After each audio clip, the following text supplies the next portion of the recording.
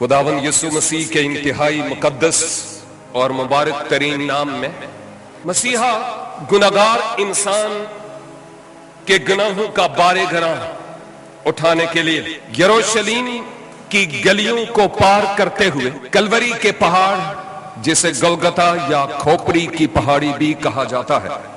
उस तरफ अपने सफर को रवां रखते हैं। मुझे यूं लगता है कि जैसे किताब मुकद्दस में मरकूम है कि मसीहा लकड़ी की सलीब उठाए कलवरी की तरफ जा रहे थे, लेकिन मैं जब अपनी रूह में महसूस करता हूं तो मुझे यूं लगता है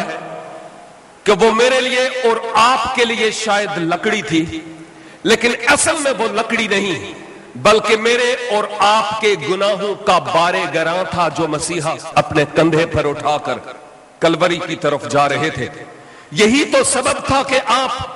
कलामे मुजस्सम होकर इस धरती पर तशरीफ लाए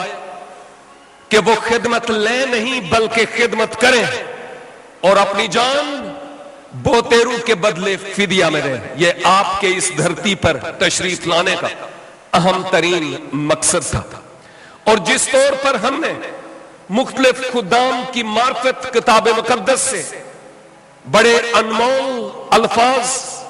सुने हैं, उनके मुताबिक मसीहा जब सलीबे कलवरी पर है और उस सलीबे कलवरी पर वो तमाम लोग जो शायद चंद दिन पहले मसीहा की यरूशलेम आमद पर होशाना इब्ने दाऊद के नारे लगाते थे, वो इंतहाई जज्बात में बहकर ये करते थे। और अब वो वक्त आ गया कि उन्हीं लोगों के मुंह से ये अल्फाज निकलते हैं कि इसे मसलूब किया जाए। आपके चेहरे मुबारक पर थूका जाता, दाढ़ी नोची जाती, पुश्त पर कोड़ों की मार और मसीहा के दुखों का बयान करने से यहां तक कि जबान भी लरजती है। लेकिन इसके बावजूद जब आप सलीब पर बलिदान हैं तो आपके मुंह मुबारक से वो कलमात निकले हैं जो एक मसीही की जिंदगी के लिए इतनी अहमियत के हामिल हैं कि अगर इन कलमात को वो अपनी जिंदगी का एक शुआर बना ले तो मैं समझता हूं मजीद कुछ करने की जरूरत नहीं रहती। इसलिए कि किसी भी शख्स के इस जमीनी सफर के तमाम करने पर या जब भी आपके किसी अजीज की जिंदगी का चिराग गुल हुआ हो या उसकी जिंदगी के अयाम इस धरती पर तमाम हुए हो और आप उसके करीब हुए हो और उसकी जबान से निकले हुए वो आखिरी अल्फाज ऐसे अल्फाज होते हैं जो यूं लगता है कि वो लोहे के कलम और हीरे की नोक से हमारे अज़हान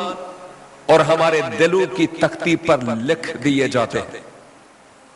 कि हम न सिर्फ आने वाले चंद दिन, चंद हफ्ते, चंद महीने बल्कि सालों तक उन अल्फाज को याद रखते हैं। और मेरे अजीजों, मुनज्जी आलमीन के मुंह मुबारक से निकले हुए अल्फाज फिर कितना ज्यादा पुरमाना होंगे मेरे लिए और आपके लिए।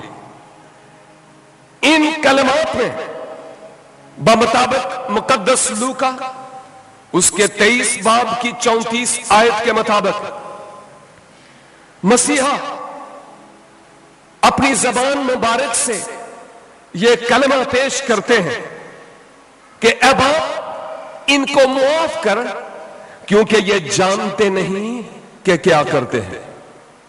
क्योंकि ये जानते नहीं कि क्या करते हैं। मसीहा आलिम बेअमल नहीं थे बल्कि आलिम बाअमल थे और जो कुछ आपने अपनी जबान से सलीबे कलवरी पर कहा अपनी जिंदगी से उसको साबित भी किया। जब आप पहाड़ को अपना पुलपट बनाकर शागिर्दों को उस पहाड़ पर दर्स देते थे, मती की मार्फत लिखी गई इंजील 5, 6 और 7 अबवाब में, تو आपने वहां पर एक बात यह कही कि तुम अपने दुश्मनों से क्या करो, मोहब्बत, और अपने सताने वालों के लिए दुआ करो। देखिए कि मालिक क्या फरमा रहे हैं, अपने दुश्मनों से मोहब्बत करो।